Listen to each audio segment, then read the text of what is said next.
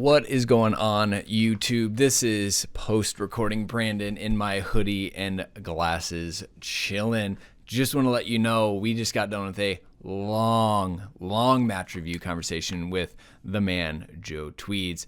It's out right now. You can get on Apple Podcasts, Stitcher, Overcast, wherever you get podcasts, Spotify. Go check it out. It's about an hour and a half long. We talked much more in depth about these topics you're watching the video, as well as kind of Frank's season overall. So again, go check it out. Let us know if you like it. This is just a clip, full podcast out and available. Otherwise, more clips will be coming at you this week. But we got Matt Law coming at you. We got Sevilla match review, and we got the Manchester United match preview. It's going to be a big week, so we hope you enjoy. Make sure to subscribe. All right. This one we're probably going to dig into quite a bit here, but it's Frank Lampard's style of play. So Squawk had tweeted that Chelsea have conceded 3 goals in a Premier League home game under Frank Lampard for the first time. Defensive errors costing them dear. Then Statman Dave tweeted out Chelsea's 3 Premier League games at home this season, a 0-2 loss to Liverpool, a 4-0 win versus Crystal Palace, and now a 3-3 draw versus Southampton. An inconsistent start to the competition. And then Squawka came back. And I think, Tweeds, this is what you had quoted earlier in the episode, that Chelsea have made 5 individual errors leading to goals in this season's Premier League, at least 2 more than any other team. They've even surpassed their tally from the entirety of last season. We had 3 last season, after just 5 games. So, not a great start, especially at home for Frank Lampard. Not sure what the lack of fans does, because obviously they are very pro Super Frankie Lampard. And they're definitely going to back the team much better than we saw versus the F sorry ball chants a couple seasons ago. But Tweeds, this is kind of like in your wheelhouse. This is what you do. How are you seeing Lampard's style evolve, or maybe not evolve, now that we've added so much firepower up front, added so many new players to the team, and a new Premier League season, which turns out is going to be way more competitive than I think maybe we even realized. You have Everton running away with it right now, which was a contender we probably didn't expect to be at the top of the table, although we expected them to be closer to the top than last season. Yeah, this is a tricky one to answer. And I would caveat this with that this is certainly not an attack on Lampard in sort of any respect. But I think the troubling thing for me is that we are a year into Lampard's kind of tenure here, and I don't really see a sort of discernible kind of style of play that we're trying to go with. You know, we press, but we don't really press like Liverpool, maybe even Southampton. You know, where we're sort of trying to use sort of fullbacks with width, but then they're sort of disconnected from the rest of the team. I think this season that there is a huge disconnect between the midfield and the attack.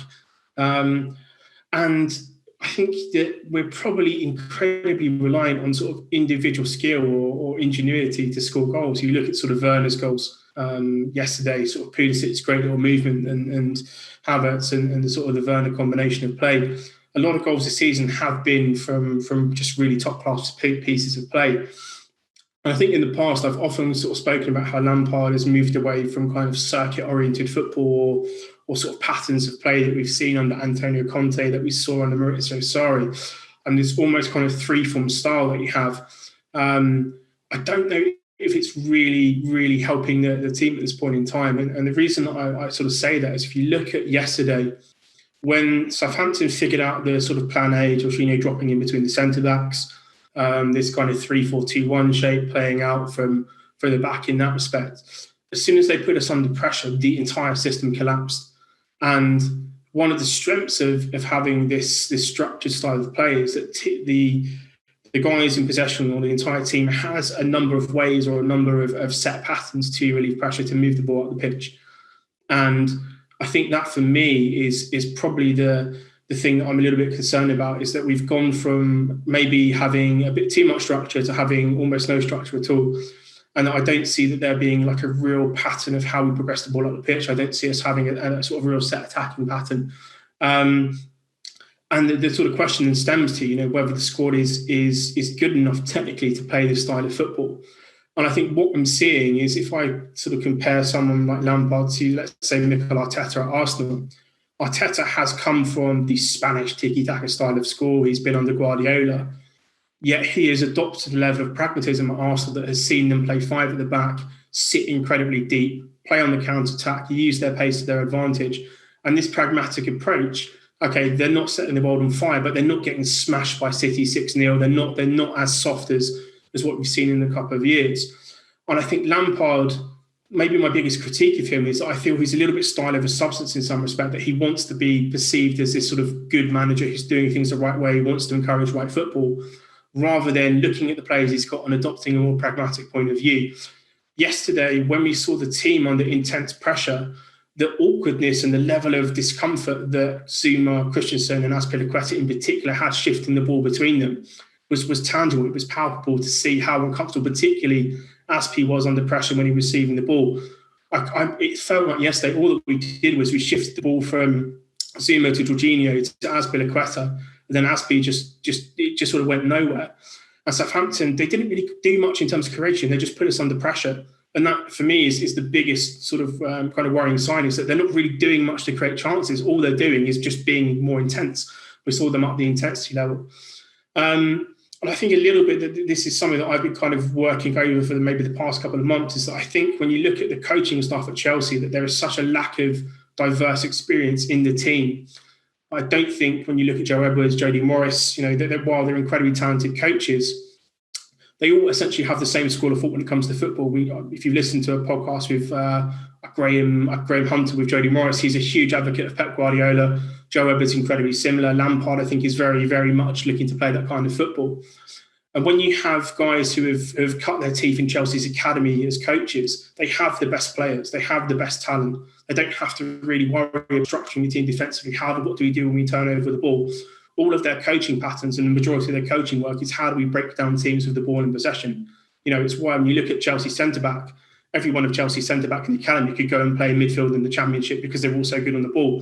Tariq Lamptey, Reece James, these guys who play full-back could probably play midfield. The degree of comfort on the ball in the academy and their style and the types of players they have to work with, I think is, it's not really conducive to building a team in sort of a system in the first team that seems to be they're trying to replicate that style of football without the players. You can build up from the back when you've got Mark Gurhey, when you've got guys like Jonathan Panzer, when you've got guys like Reece James, when you've got Tariq Lamptey, when you've got Jada, when you have all of these wonderful, talented footballers, and you've got Billy Gilmore or Charlie Colkett, all these fantastic ball players in midfield. I think now with what we're seeing is that with all this they just have I think there's just this inability to really think of anything innovative or really sort of pick any kind of different way of doing things, because they all have, largely come from this same kind of school of thought, as I mentioned earlier. When they're trying to reach into sort of the toolkit to think of different ways to impact the game, to change the system, to do things differently, Edwards and Morris are identical. They're not going to offer anything different apart from what they've learned from Chelsea Academy. Lampard is incredibly new in this process. I think the style of play he wants to play is very similar to what Edward and Morris do. And even the addition of Anthony Barry, who I do think has improved us defensively at set pieces, isn't going to be enough to sort of change the entire style of the team. So, I think that there comes a point where you have to look at, I think, just being a little bit more pragmatic in terms of how we play. If you don't have the players to play this possession-based game, I really don't think, if you look at probably Ben Chilwell is probably the only real sort of exception here, and probably Thiago Silva, but the rest of the sort of defenders we have and Jorginho and Kante, under pressure, this is not a back four with the pivot in front of them who are going to be able to play comfortably under pressure. Southampton are not Liverpool. Southampton are not Bayern Munich. They're not, an elite team with elite players. They just worked incredibly hard in that second half. I think I looked back and I think Theo Walcott had like 26 pressures in the middle third and the final third. That was 6 fewer than our entire front three. He was everywhere. They had 142 pressures in the midfield, and the final third we had 90 in the same area. So, that's literally all I did was just work hard in the second half. So, looking, sort of taking it back to sort of the question is, I'm not really sure what the plan is, and that does concern me. And I want to give Lampard time to figure things out, and I want to see him succeed here. But, the more that you sort of kind of pick the situation and look at what's ahead of him, it feels a little bit like he's come in and he's sort of learning on the job, and we knew that last season. But the sort of the work experience aspect, the coaching staff that he has surrounded himself with, it's very much to me an echo chamber. And I don't think, unless something sort of drastic happens, that we're going to see sort of this innovative or a pragmatic approach come sort of through, because I think all of the coaches see the game in the same way. They're unlikely to, drop another player in defensively, to maybe not try and play with four and out and out attackers. They're maybe just trying to sort of try and solidify the midfield, bringing another player, be a little bit more rigid, play a little bit deeper. Playing an incredibly high line, sort of not really pressing, trying to play this possession style based game. I'm not sure at the moment it entirely fits the squad. And I don't want to look at Arteta as the beacon of what you should be doing, but he has gone into Arsenal and kind of organised them. And I can't say the same about Chelsea. And that for me is the big concern, is that I want to see a little bit more pragmatism until you get to a point where you can start trying to play the style of football you want. We don't have the time on the pitch this season, with the matches coming thick and fast, to coach the kind of patterns of play and the style of play maybe that we want to. So take a step back, be more practical, and be a little bit more cautious in our approach, and hopefully things improve. But it's not for me, as someone who I absolutely intensely want Lampard to succeed. I don't think it's anywhere near kind of the level that I would expect to play. And it's not really just based on the Southampton game. I think we've seen it kind of over the course of his sort of time here, that there is a disconnect between how we attack and how we defend. Structurally, we look very, very naive at times. And it's for me, not at the moment, something that I really see improving. I mean, again, yesterday, I think Newman, the guy you were talking about, put a screenshot up of, we got caught on a counter with both Kante and Jorginho miles ahead of the ball, like 10, 15, 20 yards ahead of the guy receiving the ball. And that has to be a coaching point. So being more practical, being a little bit more defensive, and not maybe being as gung-ho. But I don't know. It's not something that I'm super comfortable with at the moment. I do hope that it changes.